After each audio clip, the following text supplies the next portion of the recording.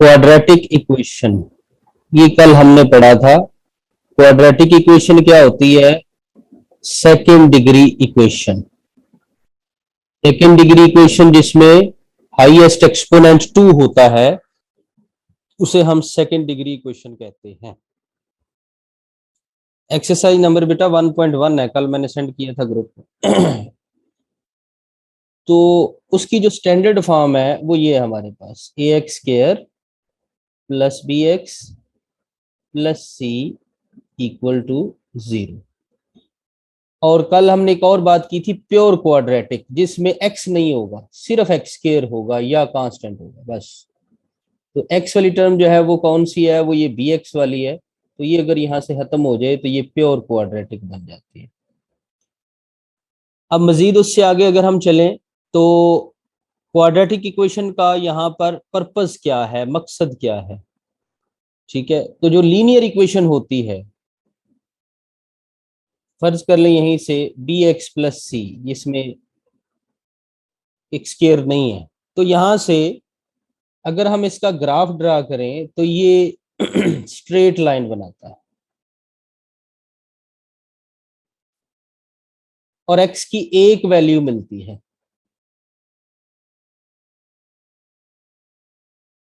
One value of variable.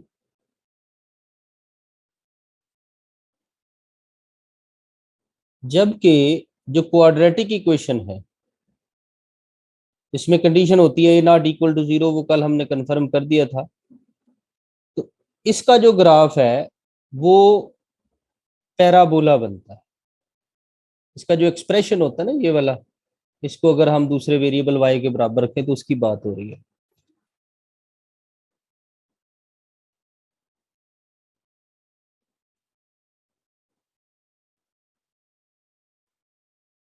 अरमगान, आपका जो सवाल है बेटा, इसके जवाब आगे आएंगे, आप परेशान ना हो। पैराबोला मैं बोल रहा था, जो पैराबोला जो है वो हम आमतौर पे चार किस्म का पढ़ते हैं, यानी कर्व समझ लें। स्ट्रेट लाइन तक तो आपको आइडिया है। कर्व, कर्व क्या होती है? ये रेड से बना रहा हूं, ये है जी पैराबोला। इसका मुंह राइट पे है, इसका मुंह लेफ्ट पे भी हो सकता है, इसका मुंह ऊपर को भी हो सकता है, इसका मुंह नीचे को भी हो सकता है, इस तरह। तो इनमें से कोई एक होगा। ये मैंने फर्ज कर ले 1 कह दिया, ये 2 कह दिया, ये 3 कह दिया, और ये वाला 4। बाकी टिल्टेड वगैरह भी हो सकते हैं, एटसेट्रा एटसेट्रा। बहरहाल इस तरह की कर्व बनती है बेटा किसकी? क्वाड्रेटिक इक्वेशन की। अब लीनियर इक्वेशन स्ट्रेट लाइन बना रही है, क्वाड्रेटिक इक्वेशन पैराबोला बना रही है। समवन सेड के आवाज ठीक नहीं आ रही है जी। अगर आवाज ठीक आ रही है तो रेज हैंड करें।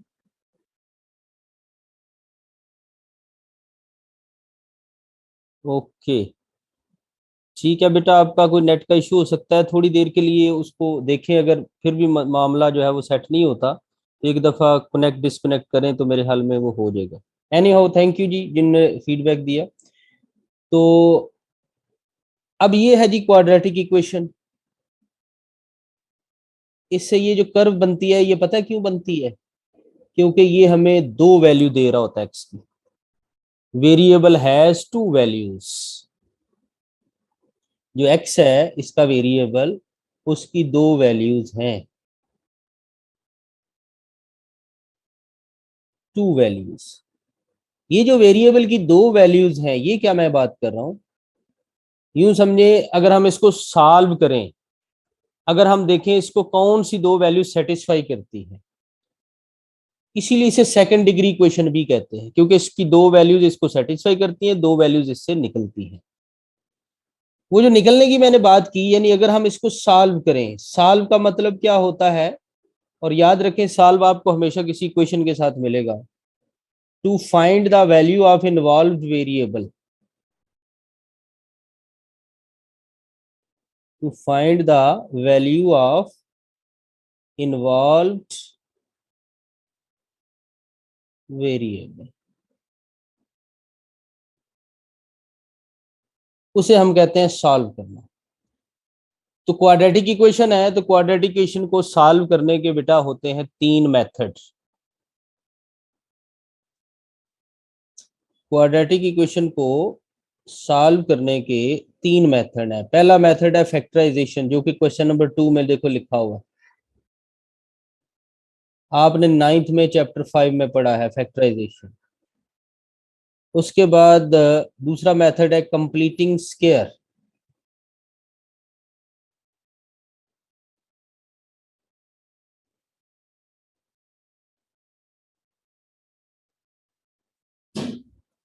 उसके बाद है तीसरा मेथड क्वाड्रेटिक फार्मूला।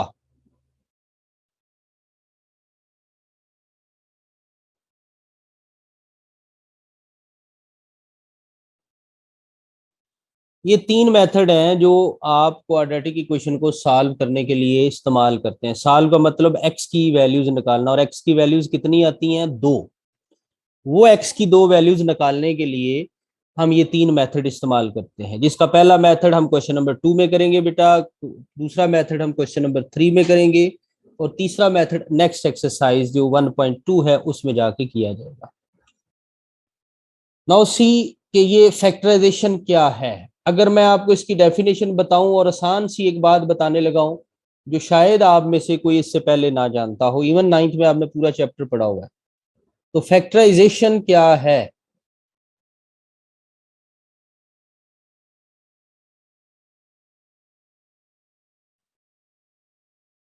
आसान अल्फाज में एक ही लाइन, सम टू प्रोडक्ट।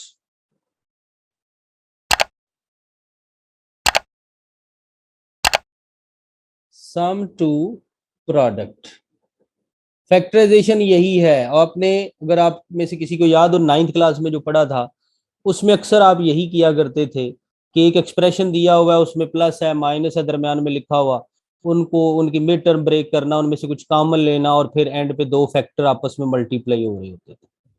तो ये सम टू प्रोडक्ट ही काम है फैक्टराइजेशन का, लेकिन हमने इससे सॉल्व करना सीखना है। तो देखो इसका जो पहला पार्ट है क्वेश्चन नंबर 2, जिन लोगों के पास बुक मौजूद है वेल एंड गुड, मैंने ग्रुप में बुक भी सेंड की हुई है और इस 1.1 एक्सरसाइज की एक स्नैप फोटो भी सेंड की हुई है, आप दोनों से मदद ले सकते हैं। जो फर्स्ट पार्ट है उसमें बच्चों स्टैंडर्ड फॉर्म दी हुई है, सेकंड पार्ट है उसमें स्टैंडर्ड नहीं है, थर्ड में स्टैंडर्ड नहीं है, फोर्थ में नहीं है, फिफ्थ में नहीं है, सिक्स में नहीं है। तो हम क्या करते हैं, पहला तो है ही स्टैंडर्ड, तो मैं सेकंड पार्ट पे आ रहा हूँ, क्वेश्चन नंबर 2 सेकंड पार्ट। अब मैंने यहाँ स्टैंडर्ड की बात की तो इस बात से भी जेन में रखें। चलें ये जो मैंने ऊपर मेथड लिखे थे वो आपको दोबारा दिखाते हैं।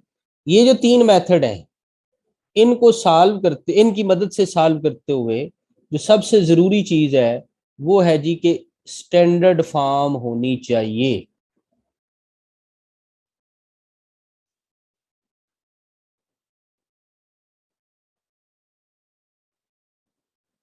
अगर आपके पास स्टैंडर्ड फॉर्म नहीं है तो आप क्वेश्चन को लेके आगे नहीं चल सकते इन तीनों मेथड के लिए। तो अभी हमारा जो पहला मेथड चलने लगा है वो है फैक्टराइजेशन, तो इसके लिए हमें पहले स्टैंडर्ड फॉर्म बनानी है। तो क्वेश्चन नंबर 1 का जो सॉरी 2 का पार्ट 1 जो है उसको देखें तो वो तो स्टैंडर्ड फॉर्म है, उधर बनाने की जरूरत नहीं है, लेकिन जो 2 है उसमें नहीं है, 2 में नहीं है तो इन केस इससे आगे सब में नहीं है, तो हमें सब में बनानी है, तो हम 2 से स्टार्ट कर लेते हैं इसलिए। So let's see 3y square.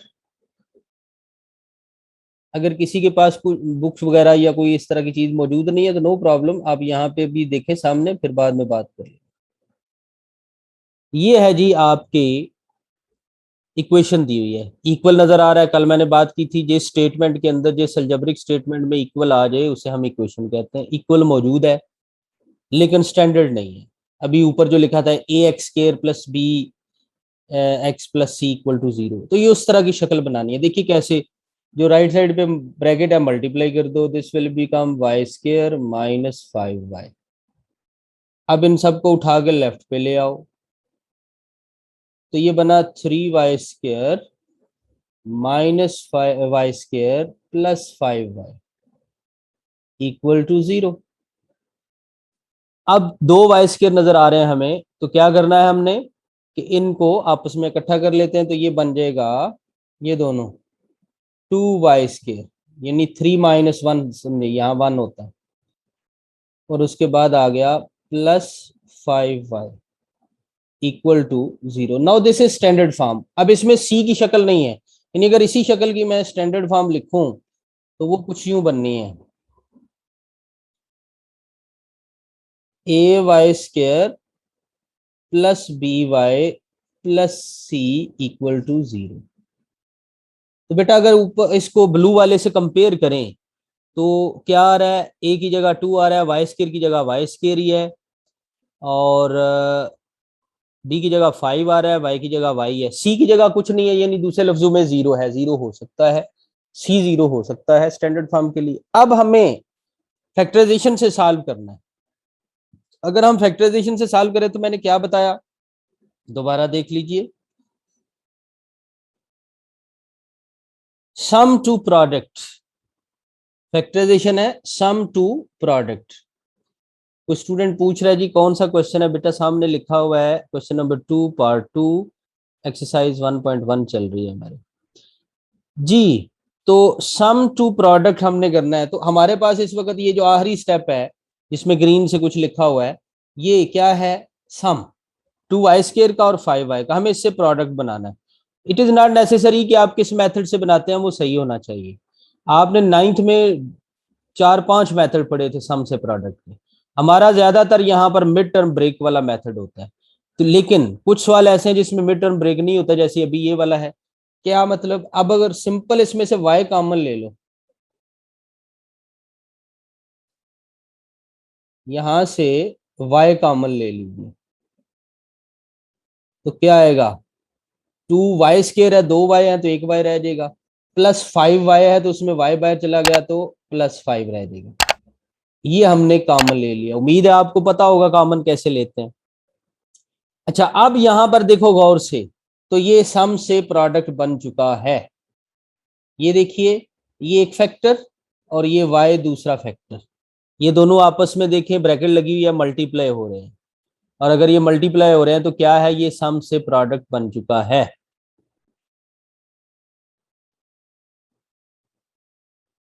अब नेक्स्ट जो है सम से प्रोडक्ट, यहां पर एक रूल लगता है इक्वेशन का, वो फैक्टराइजेशन का रूल नहीं है। कुछ लोग समझते हैं यार वो फैक्टराइजेशन क्या है, वो रूल क्या है। अगर देखो मैंने ये दो ग्रीन से सर्कल किए, इनका प्रोडक्ट किसके बराबर है, 0 के। When a product equal to 0 of 2 और मोर फैक्टर्स, तब उन दो या उससे ज्यादा जितने भी हैं उनमें से कम से कम कोई एक या सारे के सारे 0 हैं। ये अल्फाज दोबारा सुन ले, अगर दो या दो से ज्यादा फैक्टर्स का प्रोडक्ट 0 के बराबर हो तो इक्वेशन का रूल ये कहता है कि उन फैक्टर्स में से या तो कोई एक या सारे के सारे 0 हैं। तो यहां कितने फैक्टर हैं, दो। पहला फैक्टर है y और दूसरा फैक्टर है 2y+5। अब y का हमें पता नहीं है, अगर पता नहीं है तो हमें क्या पता वो 0 भी हो सकता है, हमें क्या पता वो 0 ना भी हो। तो हमें उसमें डाउट है, तो उसको क्लियर करने के लिए फिर हम क्या करते हैं, यहाँ पे वो रूल ऑफ इक्वेशन है, ईदर फर्स्ट फैक्टर है y, या तो पहले वाला फैक्टर 0 है, बाय चांस यहाँ सिंगल में आ रहा है, ये दो भी हो सकते हैं, और r, उसके बाद लिखेंगे r 2y+5 इक्वल टू 0, ये दूसरा फैक्टर है। ब्रैकेट डालनी है तो ब्रैकेट भी डाल सकते हैं। तो ये दोनों फैक्टर हमने 0 के बराबर रख दिए। अब इसको तो मजीद आगे लेके जाने की जरूरत नहीं है क्योंकि यहाँ पे y की वैल्यू निकल चुकी है, इसमें से आप y की वैल्यू निकाल लीजिए। दूसरा फैक्टर जो है 5 उस साइड पे ले जाएं, -5 हुआ, उसके बाद हमें y चाहिए तो 2 एक्स्ट्रा है, 2 मल्टीप्लाई हो रहा है तो उस साइड पे जाके डिवाइड हो जाएगा। तो ये देखिए डियर स्टूडेंट्स, आपके पास y की दूसरी वैल्यू आ गई। क्या बताया था आपको कि क्वाड्रेटिक इक्वेशन से दो वैल्यूज निकलनी है, आपके सामने दो वैल्यूज निकली हुई हैं, वेरिएबल की निकलनी है, सामने वेरिएबल की वैल्यू निकली हुई है। अब अगर आप ये y की वैल्यू 0 सवाल के अंदर पुट करो, दोनों साइडें बराबर आएंगी। आप इसे जादू कह लें, मर्जी कह ले, बार जो वैल्यू क्वेश्चन के अंदर पुट करने से दोनों साइडें बराबर आए, सॉरी क्वेश्चन कह रहा हूं, इक्वेशन, उन्हें कहते हैं रूट्स, सॉल्यूशंस। तो ये दोनों सॉल्यूशंस हैं। तो हमें जब सॉल्यूशन निकल आए, जब सॉल्व लिखा होगा तो सॉल्यूशन सेट बी लिखना पड़ेगा। तो यहाँ पर सॉल्यूशन सेट जो है वो लिखते हैं, वो आ रहा है जी, एक वैल्यू है -5/2। आमतौर पे छोटी वैल्यू पहले लिखते हैं और बड़ी वैल्यू बाद में लिखते हैं। तो ये आपका सॉल्यूशन सेट आ गया। अगर आपके पास बुक मौजूद है तो आप उसमें आंसर भी चेक कर सकते हैं। कोई स्टूडेंट जो है वो कह रहा है जी, sir please do it a little above Abdullah. तो बेटा मैं स्क्रीन के अंदर ही लिख रहा हूँ, स्क्रीन से नीचे तो नहीं लिख रहा हूँ। आई डोंट नो आपका क्या इशू है। ऐसा कोई प्रॉब्लम है जो मुझे नहीं पता तो आपको मुझे बताना है। बहरहाल ये थी जी फैक्टराइजेशन। अब सेकंड पार्ट है, इसको अरेंज किया, स्टैंडर्ड फॉर्म बन गई। थर्ड पार्ट भी अरेंज करके स्टैंडर्ड फॉर्म बन जाएगी, फोर्थ भी बन जाएगी। मिड टर्म ब्रेक करनी है तो मैं 5 या 6 में से एक ट्राई करता हूँ। Let's see question number 2, 1.15 part. x+1 over x over x+1 is equal to 25/12। जी डियर स्टूडेंट्स, स्टैंडर्ड फॉर्म नहीं है तो क्या करना पड़ेगा, LCM. So take the LCM. Denominators देखें, दोनों डिफरेंट हैं। तो मैंने अगर याद हो जो कल मौजूद थे कि अगर डिनोमिनेटर डिफरेंट है तो दोनों एलसीएम के अंदर लिख दें। एक्स आ गया, x+1 आ गया। तो सिंपल और आसान तरीका समझाया था कि ये इसके साथ मल्टीप्लाई में लिख दो, ये इसके साथ। क्रॉस मल्टीप्लीकेशन की शक्ल जैसा, it is not cross multiplication. तो x+1 जब x+1 से मल्टीप्लाई होगा तो दो हो जाएंगे एक जैसे, दो हूँ एक जैसे मल्टीप्लाई तो स्केयर लिखा जाता है। x और x भी दो एक हो जाएंगे तो ये x स्केयर लिखा जाएगा। 25/12। Now what is this, open the square, x square plus 2x plus 1 plus x square, यानी हमने ये स्केयर ओपन कर दिया। चलो ब्रैकेट में फिलहाल लिख देता हूँ, और नीचे मल्टीप्लाई करें तो ये बनता है x square plus x is equal to 25/12। अब अरेंज भी करें, और अब है cross multiplication proper. Cross multiplication क्या होती है, उनके दरम्यान में इक्वल आता है जब हम उनको मल्टीप्लाई में लिख रहे होते हैं। तो ये देखिए, इन दोनों को सिंप्लीफाई करेंगे तो 2x² 2x² हो जाएगा, प्लस 2x प्लस 1। तो बेटा इस साइड से ये 12 आएगा, मल्टीप्लाई हो जाएगा। तो ऐसे ब्रैकेट डाल के मैं 12 पहले लिख देता हूँ। अब ये वाला जो नीचे वाला एक्सप्रेशन है, ये 25 से जाके मल्टीप्लाई होगा। तो 25 से पहले इसको लिखना है, या 25 को, कोई इश्यू नहीं है मल्टीप्लाई में फॉर रियल नंबर्स। जी प्यारे बच्चों, अब क्या होगा, ब्रैकेट्स मल्टीप्लाई करो, सिंप्लीफाई करो, लेफ्ट पे लाओ standard form. So let's see 24x² plus 24x plus 12 25x² plus 25x। अब मैं इसको लेफ्ट पे भी ला सकता हूं, राइट पे भी ला सकता हूं। हाँ, 2 कहां से आया,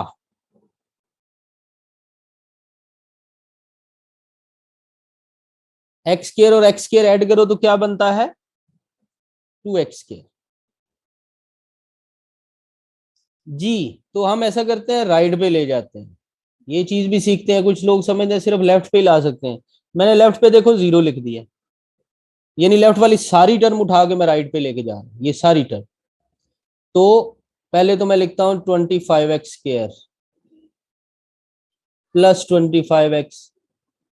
अब जो लेफ्ट से टर्म जा रही हैं वो ग्रीन से लिख देते हैं। 25x माइनस 24 तो 1x आ गया, और उसके बाद आ गया -12। तो इसको थोड़ा अरेंज करके क्या बनेगा जी, x² -x -12 इक्वल टू 0। आइए मिड टर्म सीखते हैं। टाइम जरा चेक कर लें, कल भी क्लास बड़ी जल्दी खत्म हो गई थी। तो वी हैव 5 मिनट्स, तो इसमें इसको जल्दी से हम मिड टर्म ब्रेक सीखते हैं। जिस स्टूडेंट को नहीं आती, नो इशू, अभी मैं आपसे, ये है जी स्टैंडर्ड फॉर्म। बट देखिए मैंने कहा था कि फैक्टराइजेशन हो, कंप्लीटिंग स्क्वायर हो, क्वाड्रेटिक फार्मूला हो, सबसे पहले स्टैंडर्ड फॉर्म बनानी है। तो हमारे पास सवाल में स्टैंडर्ड फॉर्म नहीं थी, हमने एलसीएम लिया, अरेंज किया, गलती की, फिर स्टैंडर्ड फॉर्म बनी। एनी हाउ, यहां पर एक्स स्क्वायर के साथ कोएफिशिएंट 1 है, एक्स के साथ भी 1 है, वो जो पहले लिखा हुआ था मैंने नहीं लिखा। बहरहाल पहला और आखिरी कांस्टेंट आपस में मल्टीप्लाई कर दिया स्टैंडर्ड फॉर्म में, तो ये आपको मिलेगा 12। 12 के वो फैक्टर जिनकी वजह से 12 के फैक्टर यहां पर लिख देने हैं आपने, 1 और 12, 2 और 6, 3 और 4, और इसके बाद यही रिपीट होंगे। इन तीनों में से एक फैक्टर ऐसा होगा जिसकी मदद से ऐड या सब्ट्रैक्ट करके 1 आएगा। दिस वन, 3 और 4 को सब्ट्रैक्ट करें तो 1 आता है, तो इस 1 की जगह हमने वो लिख देना है। कैसे, अभी आपके सामने लिखते हैं, एक्स स्क्वायर माइनस, आगे मैं ब्रैकेट डाल रहा हूं और फिर एक्स लिख रहा हूं कलर चेंज करने के लिए। तो इस 1 की जगह मैं क्या लिखूंगा, 3 और 4 मैंने पेयर सेलेक्ट कर लिया, यानी मिड टर्म ब्रेक का जो पेयर है वो 3 और 4 है, तो मैं उसको 4 माइनस 3 करूंगा तो 1 आएगा। ठीक है, तो बेसिकली मैंने इस 1 की जगह लिखना होता है। अब कुछ स्टूडेंट सोचते हैं कि सर 1 जो है वो तो 5 माइनस 4 से भी आता है, बेशक आता है। 1 जो है वो तो 100 माइनस 99 से भी आता है, बेशक आता है। 1 जो है वो 20 माइनस 19 से भी आता है, डेफिनेटली आता है। तो वो यहां क्यों नहीं लिखते, उनको मल्टीप्लाई करने से 12 नहीं आता। तो 12, जिससे 12 आए वो नंबर सेलेक्ट करना, इसीलिए 12 के टुकड़े किए जाते हैं। ठीक है, इस सवाल की बात कर रहा हूं। पहले स्टैंडर्ड फॉर्म, पहला और आखिरी नंबर मल्टीप्लाई करें, उसके पेयर बनाएं, उनमें से एक पेयर ऐसा होगा जिनको मल्टीप्लाई करने से तो वही आएगा, लेकिन ऐड सब्ट्रैक्ट करने से दरमियान वाले का कोएफिशिएंट बनेगा। अब मैं आपको यहां एक रूल भी बताऊंगा जो वेरीफाई करेगा कि आपने सही किया या गलत किया है। एक्स स्क्वायर, ब्रैकेट खोल दीजिए, -4 और उधर से एक्स आ गया, +3 और एक्स, -12। आप इन दोनों को सिंपलीफाई करो, क्या इससे आपकी इक्वेशन बन रही है? अगर बन रही है तो आपने ठीक किया है, आपने मिड टर्म ठीक ब्रेक की है, और अगर नहीं बन रही तो आपने मिड टर्म ब्रेक गलत की है। जैसे अभी थोड़ी देर पहले क्या मैंने बताया था कि अगर इसके ब्रेकिंग हो गई तो आपने एलसीएम में कोई गलती नहीं की है, और अगर ब्रेकिंग ना हुई तो आपको गलती करके है, क्योंकि सवाल ही फैक्टराइजेशन का है, तो इसने ब्रेक होना ही होना है। एक बात, आपने जो मिड टर्म ब्रेक की उसको वापस रिटर्न कर दें, तो अगर इक्वेशन बन रही है तो आप ठीक चल रहे हैं, और अगर नहीं बन रही तो आपने गलती की है, उसको सॉर्ट आउट करना है। अब बेटा आपको फैक्टराइजेशन ठीक होने का भी तरीका बताता हूं। आप बताइए कि पहले दोनों में से क्या कॉमन आएगा। देखिए यहां पर एक्स कॉमन आ रहा है, तो हम एक्स कॉमन लेंगे, वो जो दोनों में मौजूद हो वही कॉमन होता है, स्मॉलर नंबर।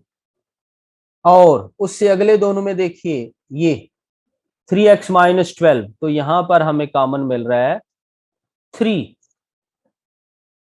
+ 3, तो ब्रैकेट में आ गया, सॉरी यहाँ एक्स स्क्वायर नहीं आना, एक्स आना जी, तो ब्रैकेट में आ गया जी x, और 12 में से 3 कॉमन गया तो बचा 4। कॉमन लेने का मतलब डिवाइड करना भी होता है, जब पता करना हो कि बाकी क्या बच रहा है।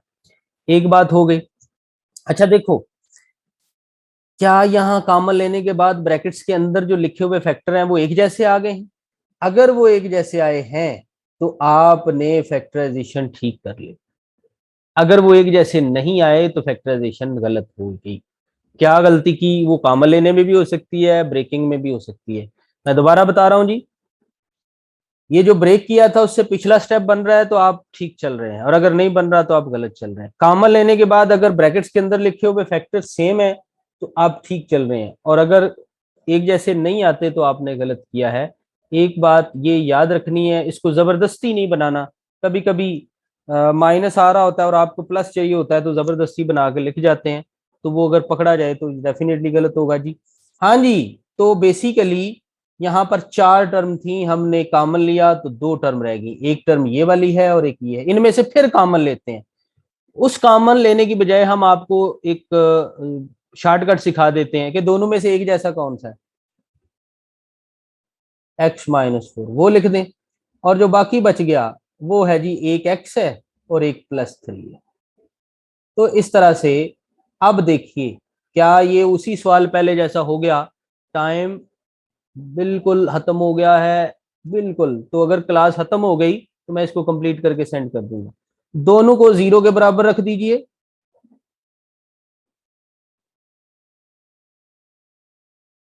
और यहां पर एक वैल्यू आ जाएगी 4 और एक आ जाएगी -3, और फिर उसका सोल्यूशन सेट लिखते हैं।